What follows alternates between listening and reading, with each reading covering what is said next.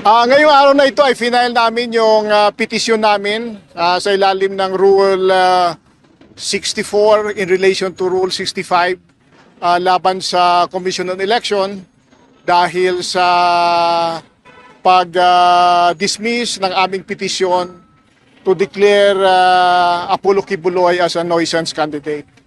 Yung argument kasi ng COMELEC ay hindi na pwedeng isama yung petition for cancellation of certificate of candidacy doon sa nuisance candidate na petition. Kaya sabi namin, related naman yung dalawa sa aming petition. Kaya palagay namin ay dapat pinagyan yung aming prayer for the declaration of nuisance candidate ni Kibuloy.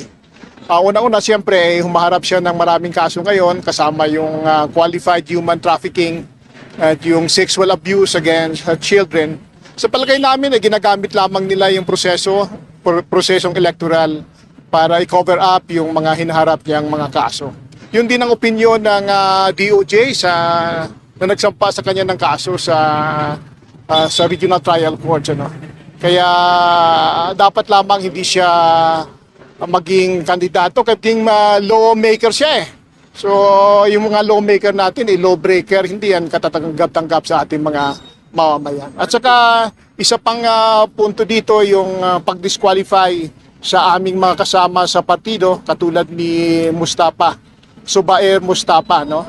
Diniklara ng COMELEC na nuisance candidate. Si Mustafa, isang kilalang leader ng mga Muslim, isang sultan sa Marawi, walang kaso, pero dinisqualify ng COMELEC. Kaya palagay namin ay unfair naman yan at violation sa Equal Protection Clause. Si Kibuloy na indicted, si Zubair hindi. Mabuti na lamang ay kahapon ay mayroong TRO laban sa pagiging nuisance ni Zubair na deklara ng Korte Suprema at siyempre ay ibabalik siya sa listahan ng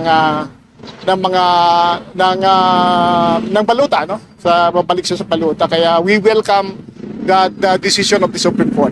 Sir, yung petition nyo dito is appealing yung decision ng COMELEC na hindi nuisance si Kibuloy, tama?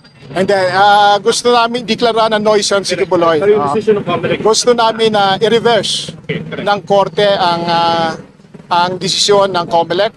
At isa pa dyan ay gusto namin nga i-consolidate yung kaso ni Kibuloy at yung kaso ni Zubair kasi sa tingin namin mayroong violation of the Equal Protection Clause ng ating Constitution. sir, why nuisance siya? Why nuisance? Unang-una, wala siyang palagay namin, wala